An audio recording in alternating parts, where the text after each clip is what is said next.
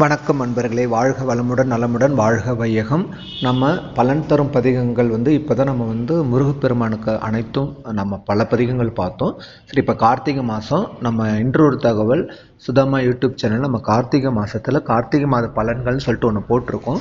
But இது இன்றைக்கி நம்ம பார்க்க போகிறது சிவபுராணம். இது கார்த்திகை மாதத்துக்கும் உண்டு தான். ஏன்னா எப்படி ஐயப்ப மாலைக்கு போடுறாங்களோ அதே மாதிரி சிவபெருமானுக்கும் திருவண்ணாமலைக்கு மாலை அணிஞ்சு 48 நாள் விரதம் இருக்கிறவங்களும் இருக்காங்க. அதனால் நான் இதை பலன் தரும் பதிகங்கள்லேயே இதை கொண்டு வந்துடலான்னு நினச்சி சிவபுராணத்தை பலன் தரும் பதிகங்களில் கொண்டு வந்திருக்கேன். இது கார்த்திகை மாதம் மட்டும் இல்லை, நீங்கள் எல்லா நாளுமே படிக்கக்கூடிய ஒரு அற்புத நூல்னே சொல்லலாம். ஏன் தெரியுமா? அதாவது ஒவ்வொருத்தருக்கு இப்போ திருப்புகழ் எடுத்திங்கன்னா அந்த ஒரு திருப்புகழ் அவ்வளவும் படித்தோம்னா அதில் ஒவ்வொரு பதிகத்துக்கும் ஒவ்வொரு பலன் இருக்கு. கரெக்டுங்களா? அதே மாதிரி தான் நம்ம அபிராமி அந்தாதி பார்த்தோம், அதுவும் ஒவ்வொரு பதிகத்துக்கும் ஒரு பலன். ஆனால் சிவபுராணம் ஒன்று படித்தோம்னா நம்ம என்ன நினைச்சோமோ, என்ன நமக்கு பிரச்சனையோ அத்தனையும் தவிடுபடியாகி அத்தனையும் நிறைவேற்றி தரும் ஒரு அற்புத காவியம் பார்த்தீங்கன்னா கண்டிப்பாக சிவபுராணம் தான். ஏன் தெரியுமா?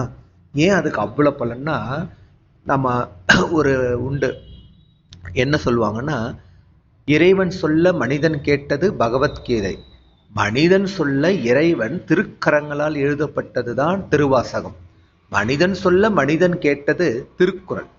இந்த மூன்றுமே உலக புதுமறையாக இன்று வரை பார்க்கப்படுகிறது. அதுவும் இந்த திருவாசகத்துக்கு இன்னொரு வாசகமும் சொல்லுவாங்க, திருவாசகத்துக்கு உருகார் ஒரு வாசகத்துக்கும் உருகார். ஏன்னா மொத்தம் சைவ சித்தாந்தத்துல 12 திருமுறைகள் உள்ளடக்கியது. அதுல திருவாசகம் 8ஆம் திருமுறை, அதாவது சிகா மந்திரமாக போற்றப்படுவது. சிகானா தலை, நம் உடல்ல தலைதான் பிரதானம், அதற்கு மீறி எதுவுமே இல்லை. இது 8ஆம் திருமுறையாக வருவதால் திருவாசகம், அதிலும் இந்த சிவபுராணம், திருவாசகத்துல பல பாடல்கள் எழுதியிருக்காரு, அதுல ஒன்று சிவபுராணம். இந்த சிவபுராணத்தை நாம எந்த அளவுக்கு பாராயணம் பண்றோமோ, நாம என்ன நினைச்சோமோ, நமக்கு பிரச்சனையா நீங்க படிச்சுதான் பாருங்களேன். ஒரு 48 நாளைக்கு கண்டிப்பா நீங்க படிக்கிறதுக்கு முன்னாடி உங்களோட நிலைமையும் படிச்சதுக்கு அப்புறம் வரக்கூடிய நிலைமையும் கண்டிப்பாக உங்களுக்கு ஒரு முன்னேற்றத்தை ஏற்படுத்தும். அதை நீங்களே பார்க்கலாம். இதை படிக்கும் முறைன்னு ஒன்று இருக்கு. கடகட கடகடன்னு படிக்கக்கூடாது. இது எல்லாமே மந்திர பிரயோக வார்த்தைகள். இதை நிறுத்தி நிதானமாக தான் படிக்கணும். அதுவும் சிவபுராணம் படிக்கிறதுக்கு முன்னையும் பின்னையும் பார்த்தீங்கன்னா இந்த வாசகத்தை சொல்லணும். திருச்சிற்றம்பலம், தென்னாடுடைய சிவனையை போற்றி, எந்நாட்டவர்க்கும் இறைவா போற்றி. இதை முதல்ல சொல்லணும். அதே மாதிரி மொத்தத்தையும் படித்து முடிச்சுட்டு கடைசியிலும் திருச்சிற்றம்பலம், தென்னாடுடைய சிவனையை போற்றி, எந்நாட்டவர்க்கும் இறைவா போற்றின்னு தான் முடிக்கணும். இப்போ நாம இந்த மாணிக்கவாசக சுவாமிகள் அருளிய சிவபுராணத்தை பார்க்கலாம். தொல்லை இரும்பிறவி சூழும் தலை நீக்கி அல்லல் அறுத்த ஆனந்தமாக்கியதே எல்லை மறுவா நெறியளிக்கும் வாதவூர் எங்கோ திருவாசகம் என்னும் தேன். திருச்சிற்றம்பலம். நமச்சிவாய வாழ்க, நாதந்தாள் வாழ்க, இமைப்பொழுதும் என் நெஞ்சில் நீங்காதான் தாள் வாழ்க, கோகழி ஆண்ட குருமனிதன் தன் தாள் வாழ்க, ஆகமம் ஆகி நின்று அன்னிப்பான் தாள் வாழ்க, ஏகன் அநேகன் இறைவன் அடி வாழ்க. இப்படி நிறுத்தி நிதானமா படிக்கணும். ஏன் தெரியுமா? சிவபுராணத்தை நம்ம ஊன் படிக்கணும், உள்ளம் படிக்கணும், உடல் படிக்கணும். வேகம் கெடுத்தாண்ட வேந்தன் அடி வெல்க, பிறப்பருக்கும் பிஞ்சகன் தன் பேய்கழல்கள் வெல்க, புறந்தார்க்கு சேயோன் தன் பூங்கழல்கள் வெல்க, கரம் குவிவார் உள்மகிழும் கோன்கழல்கள் வெல்க, சிரம் குவிவார் ஓங்குவிக்கும் சீரோன் கழல் வெல்க. இதை இப்படி நிறுத்தி நிதானமா படிக்கும்போது தான் இதோட முழு பலன் நமக்கு கிடைக்கும். ஈசன் அடி போற்றி, எந்தை அடி போற்றி, தேசன் அடி போற்றி, சிவன் சேவடி போற்றி, நேயத்தே நின்ற நிம்மலனடி போற்றி, மாய பிறப்பருக்கும் மன்னனடி போற்றி, சீரார் பெருந்துரை நம் தேவனடி போற்றி. இதுன்னு கிடையாது, எந்த ஒரு பதிகமுமே இப்படி நிறுத்தி நிதானமா படிக்கும்போது, அர்த்தம் புரிந்து படிக்கும்போது நமக்கு அதனுடைய முழு பலனும் கிடைக்கும். ஆராத இன்பம் அருளும் மலை போற்றி, சிவன் அவன் என் சிந்தையில் நின்ற அதனால், அவன் அருளாலே அவன்தாள் வணங்கி சிந்தை மகிழ சிவபுராணம் தன்னை முந்தை வினை முழுதும் ஓய உரைப்பன் யான், கண்ணுதலால் தன் கருணை கண்காட்ட வந்தெய்தி எண்ணுதற்கு எட்டா எழிலார் ஆழ்கழல் இறஞ்சி விண்ணிறைந்தும் மண்ணிறைந்து மிக்கா விலங்கொலியாய் எண்ணிறந்து எல்லை இலாதானே நின்பெரும் சீர் பொல்லா வினையேன் புகழுமாறு ஒன்று அறியேன்.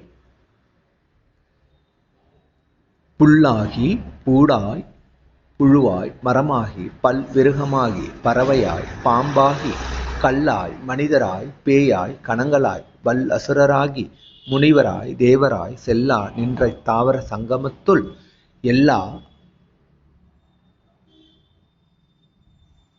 பிறப்பும் பிறந்து இளைத்தேன் எம்பெருமான். மெய்யே உன் பொன்னடிகள் கண்டின்று வீடுற்றேன் உய்ய என் உள்ளத்துள் ஓங்காரமாய் நின்ற மெய்யா விமலா விடைப்பாகா வேதங்கள் ஐயா என ஓங்கி ஆழ்ந்தகன்று நுண்ணியனே.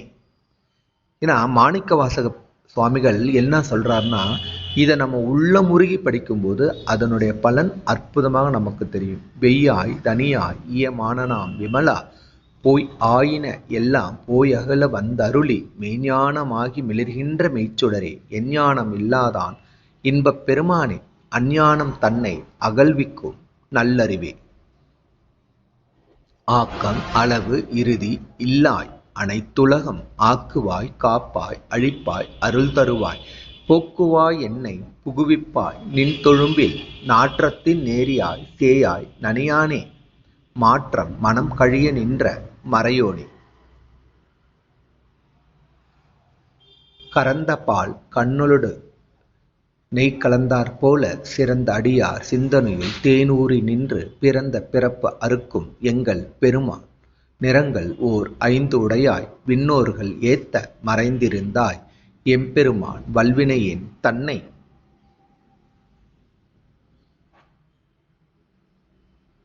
மறைந்திட மூடிய மாய இருளை அறம்பாவம் என்னும் அருங்கயிற்றால் கட்டி புறம்தோள் போர்த்து எங்கும் புழழுக்கு மூடி மலம் சோறும் 9 வாயில் குடிலை மலங்க புலன் 5 வஞ்சனையை செய்ய விலங்கு மனத்தால் விமலா உனக்கு கலந்த அன்பாகி கசிந்து உள் உருகும் நலம்தான் இல்லாத சிறியேற்கு நல்கி நிலம்தான் தன்மேல் வந்தருளி நீள்கழல்கள் காட்டி ஞாயிற் கிடையாய் கிடந்த அடியேற்கு தாயிற் சிறந்த தயா ஆன தத்துவனே. மாசற்ற ஜோதி மலர்ந்த மலர்ச்சுடரே தேசனே தேனார் அமுதே சிவபுரனே பாசமா பற்று அறுத்து பாரிக்கும் ஆரியனே.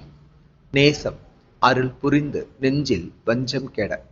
ஏன்னா இந்த பாடலை நீங்க பாடும்போதே ஒவ்வொரு வரியிலுமே உங்களுக்கு தெரியும் ஏன் நினைச்சது நிறைவேறும் எப்படின்றது இதுலயே அவர் அழகா சொல்லியிருப்பார். பேராது நின்ற பெருங்கருணை பேராரே ஆரா அமுதே அளவிலா பெம்மானே ஓராதார் உள்ளத்து ஒலிக்கும் ஒளியானே நீராய் உருக்கி என் ஆரோயிராய் நின்றானே இன்பமும் துன்பமும் இல்லானே உள்ளானே. அன்பருக்கு அன்பனே யாவையுமாய் அல்லையுமாம் சோதியனே துன் உரிலே தோன்றா பெருமையனே ஆதியனே அந்தம் நடுவாகி அல்லானே ஈர்த்து என்னை ஆட்கொண்ட எந்தை பெருமானே கூர்த்த மெய்ஞானத்தால் கொண்டுணர்வார் தம் கருத்தின்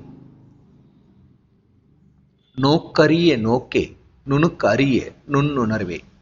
போக்கும் வரவும் புணர்வும் இலா புண்ணியனே காக்கும் எம் காவலனே காண்பரிய பேரொளியே ஆற்றின்ப வெள்ளமே அத்தா மிக்காய் நின்ற தோற்றச் சுடரொளியாய் சொல்லாத நுண்ணுணர்வாய். சொல்லி புரிய வைக்க முடியாத ஒரு ஆற்றல் மாற்றமாம் வையகத்தில் வெவ்வேறே வந்தறிவாம் தேற்றனே தேற்றத் தெளிவே என் சிந்தனையில் ஊற்றான் உண்ணார் அமுதே உடையானே வேற்று விகார விடக்குடம்பின் உள்கிடப்ப ஆற்றேன் எம் ஐயா அரணே ஓ என்றென்று தேற்றனே போற்றி புகழ்ந்திருந்து பொய்க்கெட்டு மெய்யானார் மீட்டிங்கு வந்து விலைப்பிறவி சாராமே கள்ள புலக்குரம்பை கட்டளிக்க வல்லானே நல் இருளில் நட்டம் பயின்றாடும் நாதனே தில்லையில் கூத்தனே தென்பாண்டி நாட்டானே அல்லல் பிறவி அறுப்பானே ஓ என்று சொல்லற்கு அறியானை சொல்லி திருவடி கீழ் சொல்லிய பாட்டின் பொருளுணர்ந்து சொல்லுவார் செல்வர் சிவபுரத்தின் உள்ளார் சிவனடி கீழ் பல்லோரும் ஏத்த பணிந்து. திருச்சிற்றம்பலம். தென்னாடுடைய சிவனே போற்றி, எந்நாட்டவர்க்கும் இறைவா போற்றி. இந்த சிவபுராணத்தில் மட்டும் ஏன் இதில் எதனால் இது அவ்வளோ பலன் தரும்னா, ஃபஸ்ட்டே நம்ம படுக்கும் திருவாசகம் என்னும் தேன். திருவாசகம் தேன்னா தேனோட தன்மை என்ன? தேன் தானும் கெடாது, தன்னில் உள்ள விழுந்த பொருளையும் அது கெட விடாது. அதாவது நம்மளையும் அது நல்லா பார்த்துக்கும், நம்மளை சேர்ந்தவங்களையும் அது ரொம்ப நல்லா பார்த்துக்கும். அதனால தான் திருவாசகத்தை தேனுக்கு ஒப்பிடுறாரு. அது மட்டும் இல்லாமல் இந்த பாடல்ல எடுத்த உடனே பார்த்தீங்கன்னா நமச்சிவாய வாழ்கன்னு தான் ஆரம்பிச்சிருப்பார். ஆரம்பிக்கிறதே அந்த சடாட்சர மந்திரத்தை வச்சு தான் ஆரம்பிக்கிறது. பஞ்சாட்சர மந்திரத்தை வச்சு தான் மாணிக்க வாசகர் இதை நம்ம ஆரம்பிச்சிருக்காரு. அது மட்டும் இல்லாமல் இதில் என்ன சொல்லுவார்னா, பிறவி பிணியை அறுக்கும் ஒரு அற்புதம் சொல்லியிருப்பார். அதில் எப்படி சொல்ல வருவார்னா, அல்லல் பிறவி அறுப்பாணி ஓ என்று பிறப்பு அறுக்கும் பிஞ்சகன் தன் பெய்கல்கள் வெல்க. நம்மளோட பிறவி பிணியை தீர்க்கும். அதை விட வேற என்ன வேணும்? அதை விட முக்கியம் முந்தை வினை முழுதும் ஓய உரைப்பன் யான். இந்த ஜென்மத்தில் நம்ம பண்ணிட்டு இருக்க பாவம் மட்டும் இல்லை, இதுக்கு முந்தின ஜென்மத்தில் பண்ண பாவத்தையும் அடியோடு அழிக்கும். அது மட்டும் இல்லாமல் எத்தனை ஜென்மம் நம்ம எடுத்து வந்தாலும் புல்லாய் பூவாய் புழுவாய் மரமாகி பல்விருகமாய் பரம்பாகி பாம்பாகி கல்லசராய் தேவராய் கணங்களாயின்னு சொல்லிட்டு எல்லாம் சொல்றாரு இல்லையா? அத்தனை பிறப்பும் பிறந்திழைத்தேன் எம்பெருமானே அப்படின்னு அந்த பிறவி பிணியையும் எனக்கு அறுத்து எனக்கு வாழ்க்கையில முக்தியை கொடு அப்படின்னு சொல்ற ஒரு அற்புத திருப்பதிகம், பாடல்கள், காவியம்னா அது சிவபுராணம். இதை நீங்க படிச்சு பாருங்களேன். நீங்க என்ன நினைச்சீங்களோ, என்ன பிரச்சனையிலேருந்து உங்களால வெளியில வர முடியல, கழுத்தை நெரிக்கிற பிரச்சனையா, இது தினந்தோறும் காலை மாலை பாராயணம் எண்ணியது யாவும் ஈடேறும்.